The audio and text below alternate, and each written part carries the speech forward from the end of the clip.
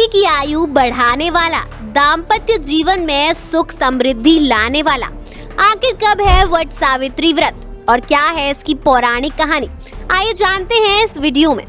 मित्रों, वट सावित्री व्रत को सावित्री अमावस्या या वट पूर्णिमा भी कहा जाता है। इस वर्ष ज्येष्ठ माह की अमावस्या तिथि की शुरुआत 5 जून की शाम को 7:54 से होने जा रही है और इसका समापन 6 जून को शाम 6:07 पर होगा। इस कारण वट सावित्री 6 जून को ही मनाया जाएगा। वट सावित्री के दिन सुहागिनें अपने पति की लंबी आयु के लिए व्रत रखती हैं, साथ ही अपने पति की कामयाबी और सुख समृद्धि के लिए कामना भी करती हैं। इस दिन वट सावित्री के वृक्ष के साथ सत्यवान और सावित्री की पूजा का भी विधान है। इस दिन सुहागिनों के लिए वट सावित्री व्रत कथा सुनना भी बेहद जरूरी होता है। तो आखिर क्या है इसकी कथा, चलिए जानते हैं। मित्रों, प्राचीन काल में मध्य देश में अश्वपति नाम के धर्मात्मा राजा का राज था, जिनकी कोई संतान नहीं थी। संतान प्राप्ति के लिए राजा ने यज्ञ करवाया, जिसके शुभ फल से कुछ समय बाद उन्हें कन्या की प्राप्ति हुई और इस कन्या का नाम रखा गया सावित्री। जब सावित्री विवाह योग्य हुई तो उनका विवाह शाल्व देश के राजा द्युमत्य सेन के पुत्र सत्यवान से हुआ। मित्रों, सत्यवान के पिता राजा तो थे, लेकिन उनका राजपाट छिन गया था, जिसके कारण वे लोग बहुत ही दरिद्रता में जीवन व्यतीत कर रहे थे। सत्यवान के माता पिता की आंखों की रोशनी भी चली गई थी।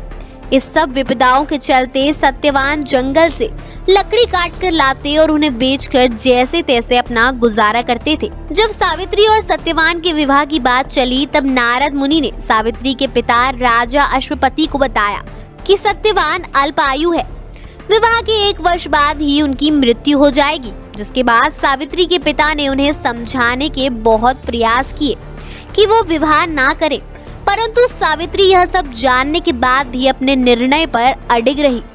आखिरकार सावित्री और सत्यवान का विवाह हो ही गया। इसके बाद सावित्री सास ससुर और पति की सेवा में लग गई।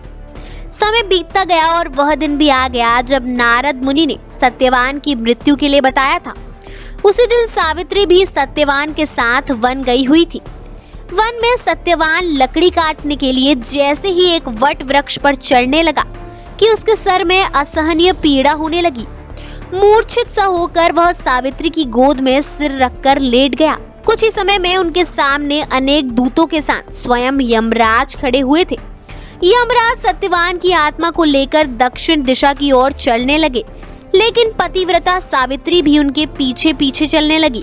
आगे जाकर यमराज ने सावित्री से कहा, हे पतिव्रता नारी, जहाँ तक मनुष्य साथ दे सकता है तुमने अपने पति का साथ दे दिया, अब तुम लौट जाओ। इस पर सावित्री ने कहा, जहाँ तक मेरे पति जाएंगे वहाँ तक मुझे जाना चाहिए, यही सनातन सत्य है। यमराज सावित्री की वाणी सुनकर प्रसन्न हुए और उनसे 3 वर मांगने को कहा।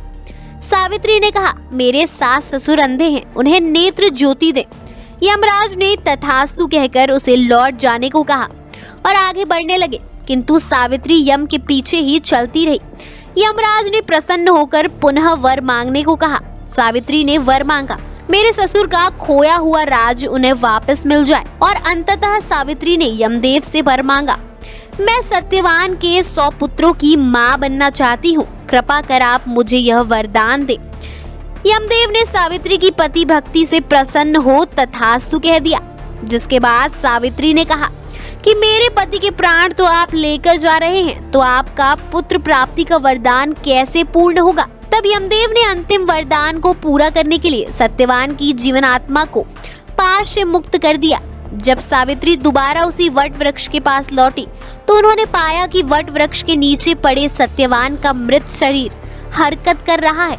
कुछ देर में सत्यवान उठकर बैठ गए। उधर सत्यवान के माता पिता की आंखें भी ठीक हो गई और उनका खोया हुआ राज्य उन्हें वापस मिल गया। मित्रों, इस कथा के कारण ही वट सावित्री व्रत को इतना महत्वपूर्ण माना जाता है। वीडियो कैसी लगी कमेंट्स में जरूर बताएं। वीडियो अच्छा लगा तो लाइक और शेयर करना बिल्कुल ना भूलें। ऐसी ही वीडियोस देखने के लिए चैनल को सब्सक्राइब जरूर करें।